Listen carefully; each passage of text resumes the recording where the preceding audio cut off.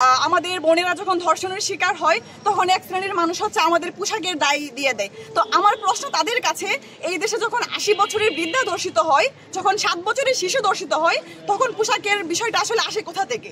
নারীর প্রতি সহিংসতা, বিচারহীনতার প্রতিবাদ এবং ধর্ষকের সর্বোচ্চ শাস্তি মৃত্যুদণ্ড কার্যকরের দাবিতে নেত্রকোনা বিশ্ববিদ্যালয়ের শিক্ষার্থীরা মশাল মিছিল ও বিক্ষোভ সমাবেশ করেছে। আজ সোমবার সন্ধ্যায় বিশ্ববিদ্যালয়ের অস্থায়ী ক্যাম্পাস থেকে মিছিলটি বের হয়ে শহরের বিভিন্ন সড়ক প্রদক্ষিণ করে কেন্দ্রীয় শহীদ মিনারে এসে শেষ হয়। সেখানে শিক্ষার্থীরা বিক্ষোভ সমাবেশ করেন। এ সময় শিক্ষার্থীদের প্রতিবাদী স্লোগানে মুখর হয় শহীদ মিনার প্রাঙ্গণ।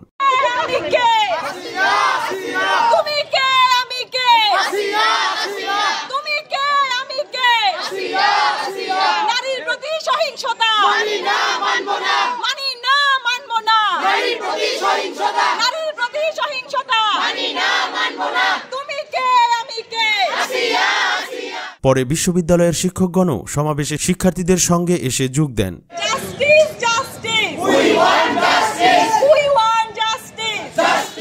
সমাবেশে বক্তব্য রাখেন নেত্রকোনা বিশ্ববিদ্যালয়ের উপাচার্য অধ্যাপক ডক্টর খন্দকার মোহাম্মদ আশরাফুল মুনিম, অধ্যাপক ডক্টর আনিসা পারভিন, প্রভাষক মাহফুজা মাহবুব এবং শিক্ষার্থী হাফসা ইসলাম মোহ, রাজীব মিয়া সহ অন্যান্যরা। সম্প্রতি নারীর প্রতি বেশ কিছু সহিংস ঘটনা ঘটেছে, শিশুর প্রতি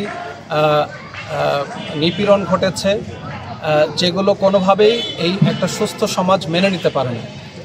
তো আমরা সেই সমাজের প্রতিনিধি হিসাবে আমরা যেখানে আছি, নারী পুরুষ নির্বিশেষে আমাদের তাদের পাশে এসে দাঁড়াতেই হবে। এই সমাজ কখনোই নিপীড়কের হতে পারে না, এই সমাজ কখনোই ধর্ষকের হতে পারে না। এই সমাজে কোনো ধরনের বৈষম্য আমরা মেনে নিতে পারবো না। তাইলে কখনোই এই দেশ বাংলাদেশ সবার জন্য হয়ে উঠবে না। আমরা মনে করি আজকের যে বৈষম্যহীন বাংলাদেশের কথা আমরা বলছি, সেখানে দেশের সিংহভাগ নারীকে পেছনে রেখে, দেশের প্রায় ৫১% নারী আপনারা জানেন, তাদেরকে পেছনে রেখে কখনোই বাংলাদেশ দেশ হিসেবে মাথা তুলে দাঁড়াতে পারবে না। এদেশের নারীরা তখনই নিরবিচ্ছিন্নভাবে ঘোরাফেরা করতে পারবে যখন এদেশের পুরুষরা তাদেরকে নির্বিঘ্নে ঘোরাফেরা করতে সামগ্রিক সহযোগিতা প্রদান করবে। কারণ এদেশের ৫১% নারী আর ৪৯% পুরুষ, সংখ্যায় কিছুটা হলেও নারীরা বেশি। সেই নারীদেরকে ঘরে আটকে রেখে তাদের কাজ কর্ম শিক্ষা গবেষণা থেকে দূরে রেখে কোনোভাবে এই দেশ এগিয়ে যেতে পারবে না। ফলে এদেশের এই সমাজের সকল স্তরের মানুষের প্রতি আহ্বান জানাই, নারীর প্রতি সহিংসতা বন্ধ করুন। আসুন নারী পুরুষ মিলে যূথবদ্ধভাবে এ দেশটা গড়ে তুলি। সম্প্রতি যেটা দেখছি যে বিভিন্নভাবে আমাদের সমাজে চাইল্ড অ্যাবিউজের যে ব্যাপারটা সব জায়গায় এত বেশি পরিমাণে আমরা সেটা দেখতে পাচ্ছি, এটা আসলে আমাদের জন্য খুবই শঙ্কার।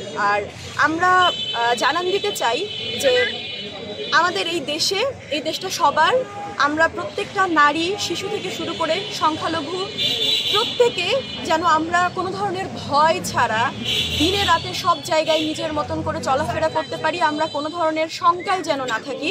এই নিরাপত্তাটা রাষ্ট্র আমাদেরকে দিতে বাধ্য এবং আমরা রাষ্ট্রের কাছে এই দাবি জানাই যে আমাদের মেয়েরা, আমাদের মায়েরা যেন কোনো ধরনের ভয় ছাড়া এই দেশটাকে আপন করে নিতে পারে এবং সেই পরিবেশ যেন আমাদের নিশ্চিত করতে দেওয়া হয়।